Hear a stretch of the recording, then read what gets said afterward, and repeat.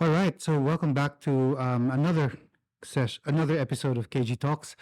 Um, but this time we have three mics instead of two mics, and the reason is we have three junior athletes joining me this afternoon.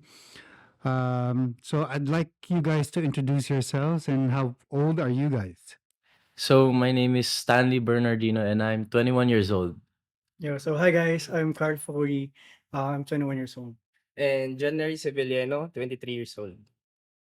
All right, so Stanley and Neri and Carl, they basically joined KG Classic this year. Um, did all of you get a medal, right? Oh, no. Not Carl, but you got a medal, and then Neri I got fourth, yeah.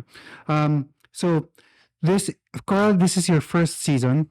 2023 is your first season. Stan is your second, and Neri is your second as well.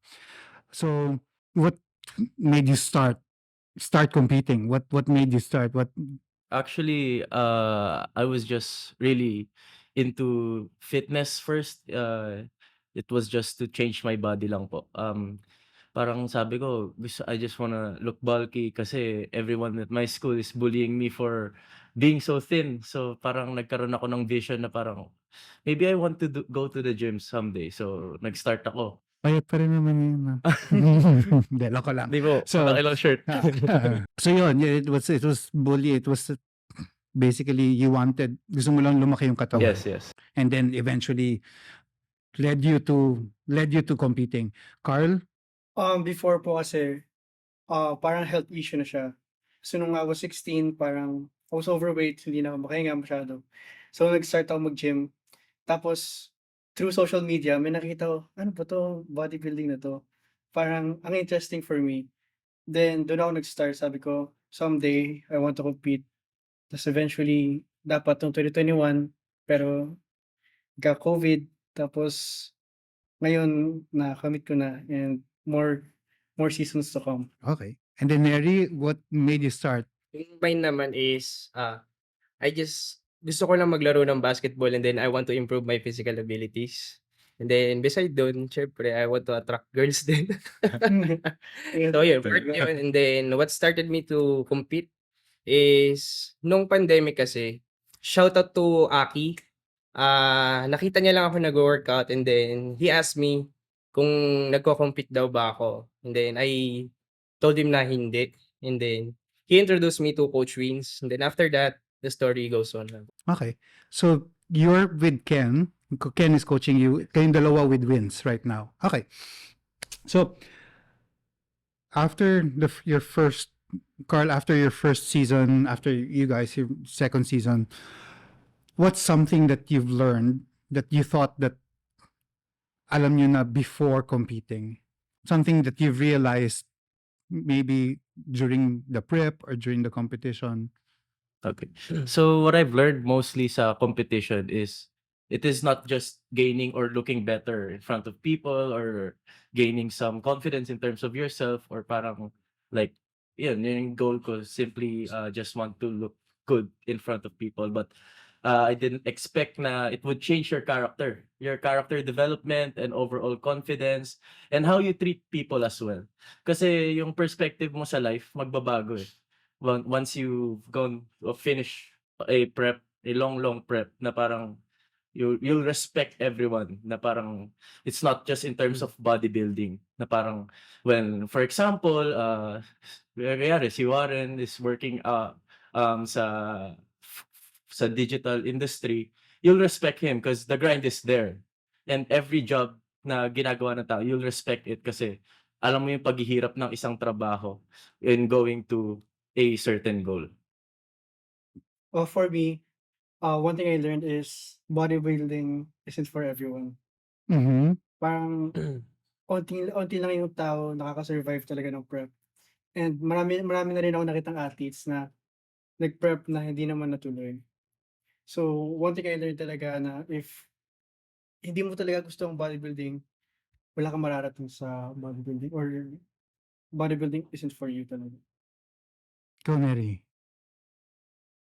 This is an expensive sport, yes. Oh, yeah, So definitely. it's not for everybody talaga. And yun nga, kailangan mong mag-persevere as you go through, lalong palalim ng palalim yung prep, and then there's it, Pero I really think that bodybuilding is for everybody, but competing competing. is not, Yes. di ba? Like if you want to just build, like if you go to the gym and do progressive overload, that's already bodybuilding, di ba? Pero to really go into 20 weeks of diet or sometimes more, di ba? Depending on your starting condition is not for everyone. Like I'm in awe because you guys are quite young, and parang sinabi ko nga eh, I think I posted this before na parang if I did this, because I did my first show when I was 43, parang if I did this when I was 21, malamang hindi ako natuloy. So where did you guys, kasi saan yung hinugot yung to finish 20 weeks of prep? Because ako parang af in the middle of my prep, I sort of like was a bit rocky, and parang, oh, if this was me younger, I would have just opened a bag of Cheetos and ate and, had cake and, drank and call it quits. So I'm sure prep is challenging. Every prep is challenging. But saan nyo kinuha yung lakas to soldier on and finish the prep? I think it's a support system po, yung mga people na naka-surround sa'yo. And I think it's a good advantage for the bodybuilding industry, yung social media po. Kasi ako po, before going into competitive bodybuilding, I was inspired by my coach at the moment. Coach Ken, sila Warren, sila Ming, sila Kuya Mado, and the rest of Team KG, yung pinapanood ko, binibinge watch ko. So parang na-influence ako. And when I got into that Team KSYN, so parang with finishing through the prep, they always push me na parang, Stan, before starting the prep, they always set my mindset na yung prep mo hindi lang pang prep na ganito, ganyan. Pag nagsimula ka, dapat bakbakan kasi lahat ng kasayan ganyan. So, going to prep, naka-mindset na ako na bibigay ko lahat, wala akong ititira sa sarili ko kasi ganun yung yung people who surrounds me na at the moment or this year. Ikaw, Carl, kasi alam ko you prep 2021, pero hindi ka natuloy. What changed this 2023? Nung hindi ako natuloy ng 2021, parang naging ako, parang sinasabihan akong prep quitter. Ayan, so, dinedicate ko yung 2022 para mag-prepare for 2023. And then, sinabi ko sa sarili ko, if I don't compete now, probably I won't compete na ever. Then, yun yung naging drive ko talaga na if hindi ko to natuloy, and plano ko na siya na matagal na. Ever since pa 2021. So, parang naudlot. So, sabi ko, I need to finish this now, give it my all, and nagawa ko siya. Which is good because you brought home a few medals this year. Your rookie, basically your rookie year. It always is a good thing na parang first year na parang, oy, may nauwi na akong medals. Na parang whatever doubts you had before, parang sort of like, oh, okay, it's sort of like I'm on the right track. Diba? Yes, parang before inisip ko rin na akala ko lang no 2021, parang okay, just for the sake of competing, compete ako. Laro-laro lang. Laro-laro lang. Just to experience it. Nung by the time na nagpe-prepare ako for 2022, parang ko na-realize na hinanap ko yung reason kung bakit gusto ko mag-compete. Is it for me? Is it for gusto ko bang may mapatunayan sa mga tao? So parang ano ko lang, biglang parang nag-click lang sa mind ko na, hindi, this is what I wanna do talaga. Okay. So, in Neri sa'yo, what It was the same with me and Carl. I started to decide na mag-prep for 2021, and then na-postpone nga po ng na-postpone. And then it went down, and then I decided to stop na. Then after that, yun, na-frustrate ako kasi once na mag-decide ako na to start something, I want to finish it kasi. And then it was my frustration, and then 2022, I prepped din ulit naturally. Yeah, because you took home the category in nationals, Yes po, sir. diba? Nationals na Nati juniors, yeah. So was it worth it? W- Was it worth it to push through? Kasi kayong dalawa yung 2021 hindi natuloy, and then you 2022, you 2023. So was it worth it to continue? Parang was it something that you really expected? Parang you had something in mind na parang okay, this is what a prep experience was. Was it something that you really expected or something that you really wanted to do regarding the prep, like challenges you faced? After know all the Stan, sacrifices. you had Dengue. dengue Yes, this dengue. year, Dengue. and then the last year you had food poisoning one day out. Yes. So hopefully this year 2024 season wala. Yes. Wala, for sure. Hopefully. I'll make sure of that mo. Because But yung dengue po, it wasn't really expected eh. yeah, but for some people, if they get dengue or they get food poisoning one day out of the competition, hindi na sila tutuloy. Yes, yes. I canceled one of my categories because ano po eh, fit model. Okay. Yes, I was registered din sa fit model, and I think umaga yung fit model tapos hapon yung juniors category for nationals 2022. And then sabi ko kay mami, "Okay lang, ma'am, wag mo na ako gisingin ng ano." Kasi actually na ano po ako, na food poison ako midnight, mga 12 AM to 1 AM. And then mga 3 or 4 AM na kami nakatulog kasi nagde-decide kung dadalhin ba ako sa hospital or hindi, dadalhin ba ako sa hospital or hindi. And then sabi ko, nag-pray na lang ako, sabi ko, "Lord, patulugin mo na lang ako. And then pa-compete mo na lang ako bukas kahit isang category lang, kung anong category man yung masampahan ko. Kahit di na ako makauwi ng medal, okey lang basta keep showing up." Yeah. Basta masampa. Yes, basta masampa, and then Okay. yun po. And then Carl, any challenges for this year's prep? For this year, parang naging smooth siya. Kasi based from yung prep ko nung 2021, mas matagal kasi yung prep ko nung 2021 eh, kasi na-postpone. And then eventually, parang alam ko na yung ins and outs ng prep during that time. So parang na-apply ko siya this season. Tapos Mas swabe na. Mas swabe na lang. Okay. Ikaw, Neri, any challenges? For me, I never had a relaxed peak week. Kasi I did 4 shows. And then plus, I have a work 12 to 9. Then, ayun, masyadong demanding yung work. Plus, there's peak week, sobrang depleted ka na. Alam mo na may state pag peak week, plus tuturo ka. And then, I'm working at Anytime Fitness Staff. Shoutout din po sa AF Staff. Ayun, may quota ka monthly eh. So, nagsasabay-sabay siya. So ako, nababaliw na ako, naka-zero carbs ako during peak week. Then that's it. Yun ang nahihirap talaga. Yes. Magtuturo. So, yun lang.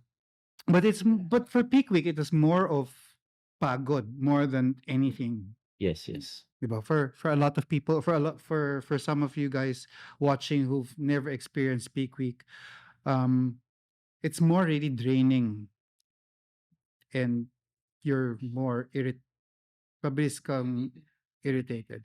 Only because I think for me, I think it's more of because you don't have enough carbs, or I think po, boss, the most stressful weeks sa prep is 3 to 4 weeks out. really 3 to 4 weeks out for For you. me. Ikaw, Carl, ano yung mas stressful sa'yo? Stressful, siguro pag medyo matagal pa. Like parang, let's say, mga 12 weeks out, start pa lang ng hard cut. So parang doon pa lang mag-a-adjust yung katawan mo sa food. Pero kapag, if you're 4 weeks out na, you're in shape na eh. So, maintain na lang. Parang do what you have to do na lang. Wala ka na masyadong changes na gagawin. Okay. So, Carl and Stanley, are you still in school? Yes po. Yes. Yeah. And then Neri's already working. So let's go to you guys. School, gym. How you also do I do coaching. how do you balance school, work, prep during that time?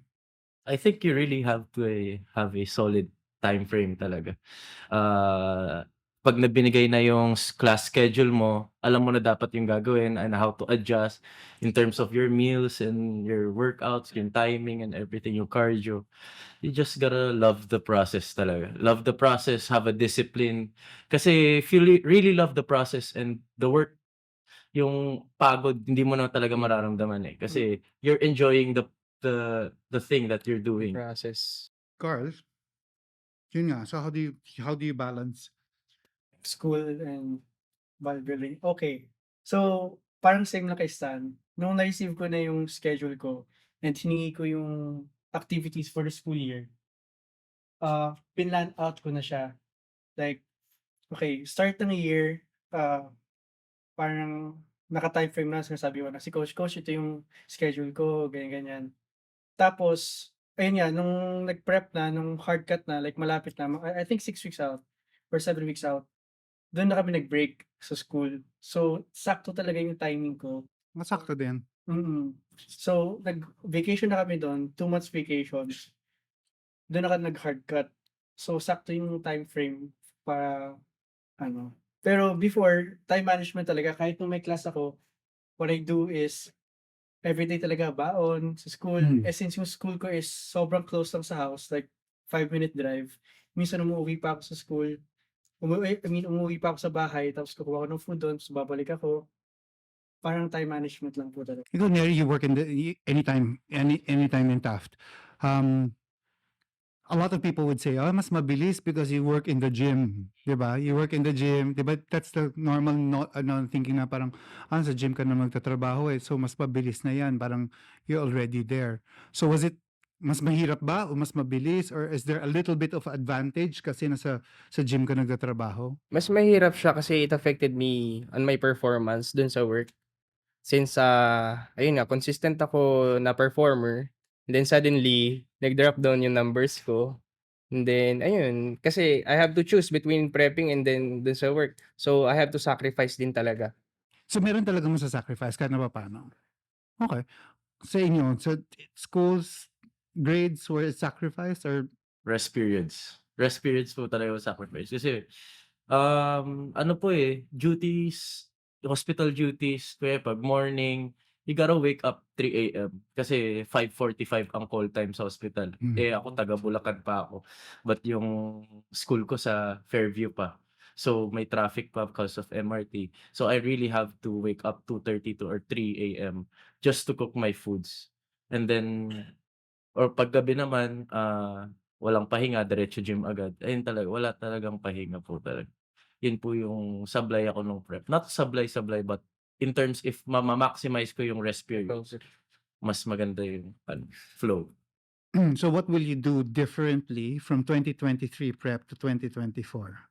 Differently, so I think, in terms of being different, yung mindset po talaga eh. Kasi minsan kasi nase-sermonan ako ni Master Ken eh.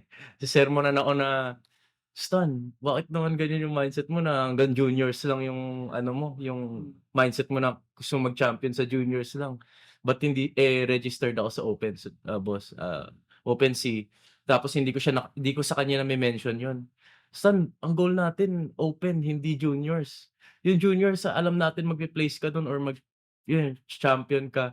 Pero sa open, yun yung goal natin. So I think yun yung kailangan ko i-change kasi in terms yes, knowing na hindi ko minamalit yung junior division, pero kasi may age gap talaga yon. Pero ang open is open, ayun yung biggest category sa men's physique.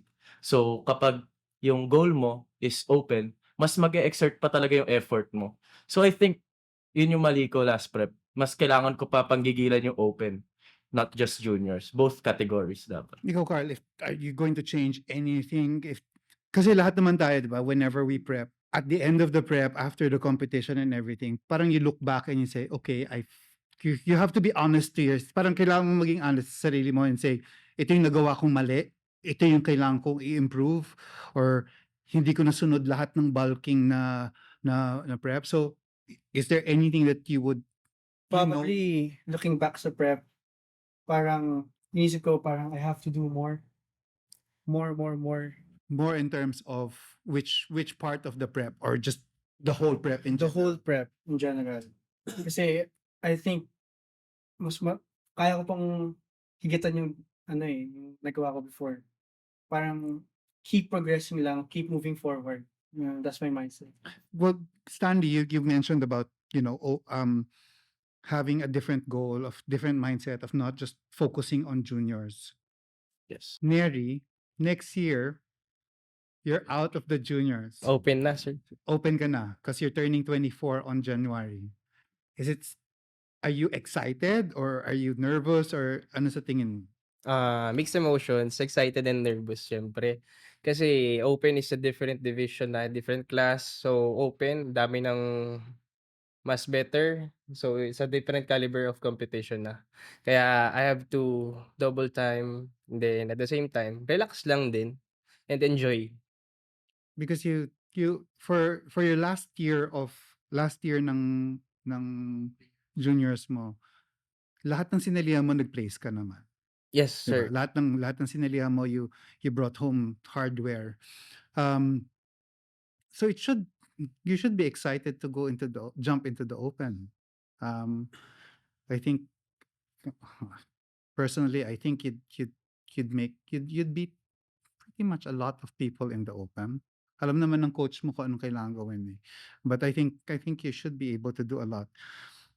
For 2024, any goals that you've already set for yourself, for you guys? For me, I'll get my second title. Okay. So you're still doing juniors. Juniors and open. And probably place top 3, 2, 1 on open. Okay. Carl. Probably next year, I'm gonna take my time to grow talaga, Mhm. to prepare for 2025. So you take an full off season next year. Okay. Neri, ikaw. Anong goal mo for 2024? I'm not yet sure, pero if nabigyan ng chance na mag-compete ulit next year, then yeah, open ulit. Bakit di pa sure? Financial Okay. problems Yeah, tayo. sinabi nyo nga kanina na parang it is quite expensive. Prepping is quite Yes po expensive. talaga. Mabigat talaga siya. So for a lot of people who do not know or just joining us, there is a lot of things that happen, na kailangan yung i-gastusan for prep. There's the food, there's the supplements, and then hindi pa tapos yun, there is the fee to compete, the tanning, the shorts, pretty much a lot of, like the tanning, the shorts, the competition fee, it's basically about 10 to 12,000 for one weekend. Wala pa dun yung hotel. Yes. Another 5,000. Wala pa dun yung, it just adds up. What show do you want to win? KG Classic. Max. KG Classic 2024. Ikaw, Carl. KG Classic 2025. 2024 KG Classic. Ay, di dapat mag-prep ka na, Neri. Yes. Di ba? So, 2020, 2023, 2022, so second year nyo na to, third year. Which athletes locally do you guys look up to? Look, not kahit hindi po sa juniors division. Oh, guys. No. Ken. Ikaw, Carl. Probably, marami eh. Feeling ko lahat na nakakasama ko sa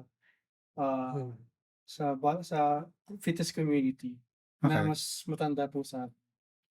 Same goes with me. Pero there's this one person na nilook up ko talaga. Sino? Which is si Coach Vince. Wow.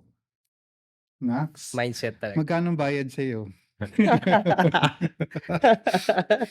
So, all of you guys have like mentioned names na, like especially Carl, sinabi mo yung mga nakakatanda sa inyo.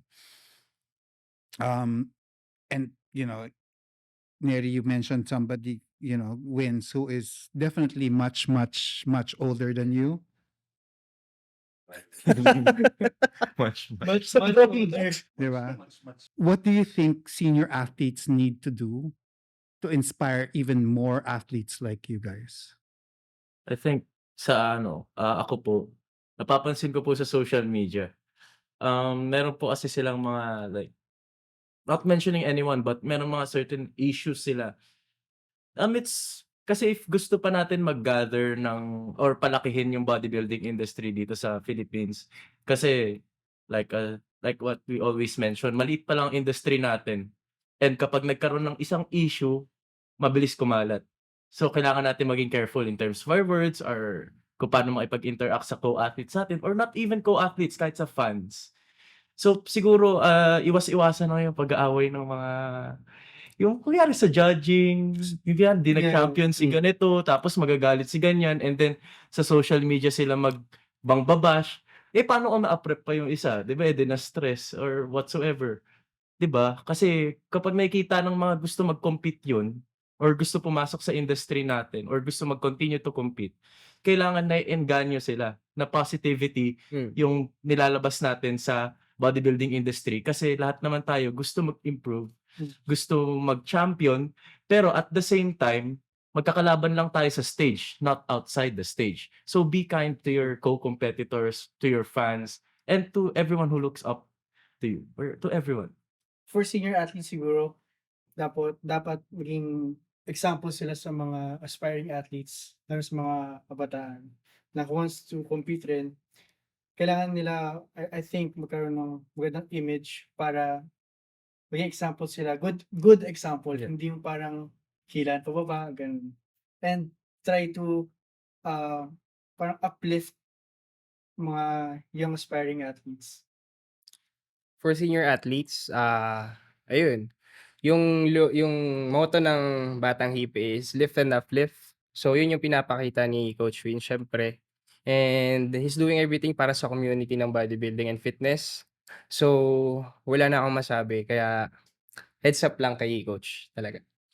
So ayan, may mga senior athletes, you've heard the juniors who are the new blood of our community saying or no na tigil na natin yung ano bangayan.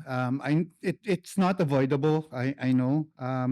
But if we can lessen it, then much better. We are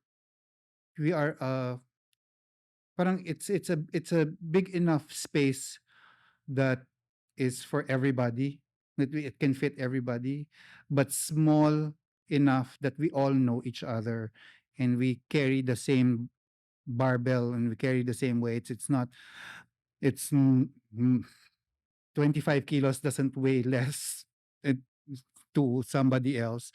We all carry the same barbell, same weight. So yeah, because I've noticed what you guys have been saying the past few weeks that it's getting slightly a bit worse now. And then hopefully it doesn't get any lower than that. So yeah, so yun yung ano. So for any of the pag may mga nanonood sa atin, any of the ano, what people watching us, the younger ones, what would you tell them of your experience in competing, and if they want to compete, what should they be prepared to do? So, this is not my quote, kasi kay Kuya Jove 'to. Kasi yun nga, sabi niya nga, bodybuilding is not just one click na makukuha, na parang gusto ko mag-compete, compete ka. Kasi kung gusto mo mag-place talaga or magka-name sa industry, you gotta prep hard, hard, hard talaga. So, bodybuilding, kailangan i-prepare mo na yung mental mo, not just your physical. Kailangan prepare mo na yung mental mo na parang meron ka ng build up discipline na kaya mo gawin 'to, yung 'pag nilatag sa'yo ng coach mo, wala kang reklamo and everything.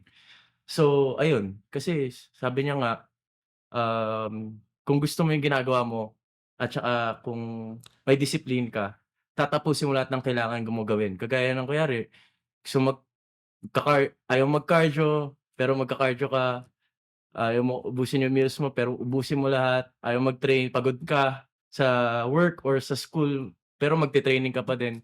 Gagawin mo kasi lahat yun kasi meron kang discipline, meron kang mindset talaga.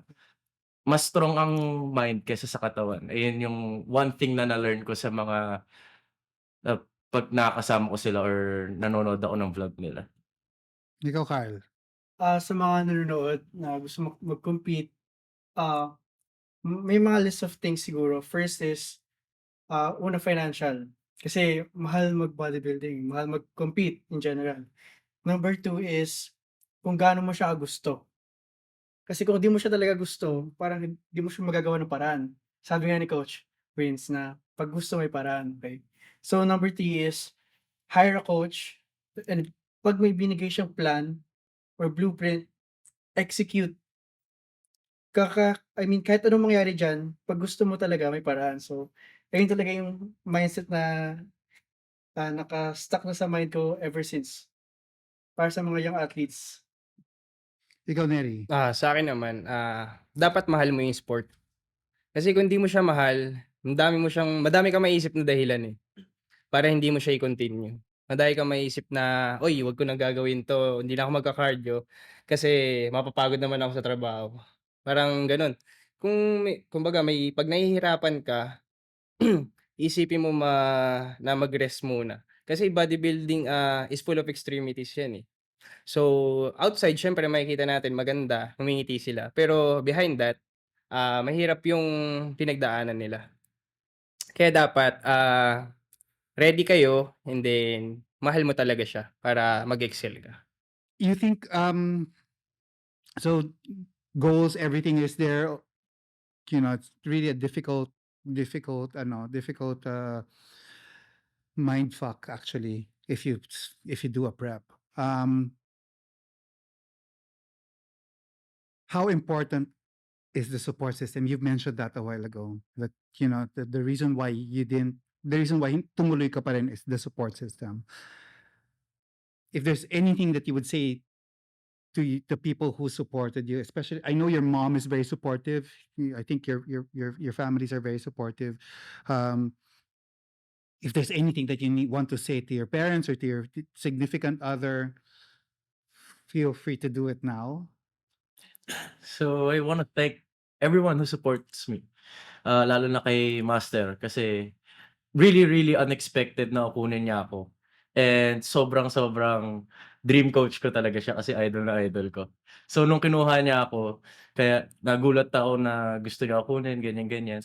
And yun, sobrang pasasalamat ko dahil sa never unending support na binibigay niya. And to the rest of Team Kasayan, thank you din dahil kila Richmond, kila Kuya Mado, dahil siniset niyo yung mindset ko lagi. And whenever napapanghinaan ako ng loob, lagi niyo ako pinu-push through. And of course to my mother din dahil nga di ko naman 'to mare-reach. Bodybuilding is expensive just like what they said. Hindi, wala naman akong perang gano'n to finish a prep or 2 preps. So ayun, thank you mom for supporting me and my girlfriend for having, a strong support system sa akin in terms whenever na gusto ko mag-rant or napapanghinaan ako ng loob or umiiyak ako. Nandiyan ka lagi to like boost me and remind me of things na nakakalimutan ko through the process. I just wanna say thank you sa family ko. Kasi sometimes nagiging bad boy ako sa bahay, pero at least naintindihan niyo yun kasi naka-prep ako. Pero sorry rin kapag naging gano'n ako, pero you know that naman. For my friends sa school and my friends outside of school, thank you guys kasi nandun kayo since day one, since nung unhealthy pa ako na bata. Sa coach ko, sa buong Batang Hipe kasi sila naging support system ko throughout my prep. All of my gym buddies, sadly wala akong significant other, but Malay mo after nito meron na. let's So see. Carl Fakuri is single. So for anybody, just comment on the comment section. Baka naman. Baka naman guys. But lastly, I wanna say thank you to myself kasi parang at the end of the day, ako pa rin yung gumawa nung ginawa ko. Without me, without my will, parang hindi ko 'to magagawa. For me, sa'kin naman, Go. I'm really grateful for my mom kasi during my off season siya talaga yung nagpalaki sa'kin. Siya yung nagpe-prepare ng meals ko during my off season. Wow. Kasi madalas nasa work lang talaga ako buong time ko. So, she's preparing it ahead of time and then ayun, during my on season naman ako na nagpe-prepare kasi medyo uzi na yun. And siyempre I want to thank my girlfriend din for supporting me mentally. And then sa lahat ng mga tumulong sa akin during my prep this season, alam niyo kung sino kayo and sobrang grateful ako sa mga taong yun. Yun. All right, well, just to wrap up the whole thing, I guess it's really like what Carl said, na parang as much as there is a support system, you really need to thank yourself as well for finishing through. I think you two will agree as well na parang kung hindi mo if you don't have that determination and the discipline, like you said, Stan, hindi mo rin yata hindi mo rin yata matatapos. Yes. Yeah. So on that note, the three new bloods of men's physique here in the Philippines, Stanley, Carl, and Neri. Thank you for joining me this afternoon. Hopefully, we'll have more chances to talk to you guys. Good luck in 2024, and then 2025 for Carl. And we'll see you soon. Don't forget to subscribe if you like this, and watch out for the next episode. Peace out. Thanks you.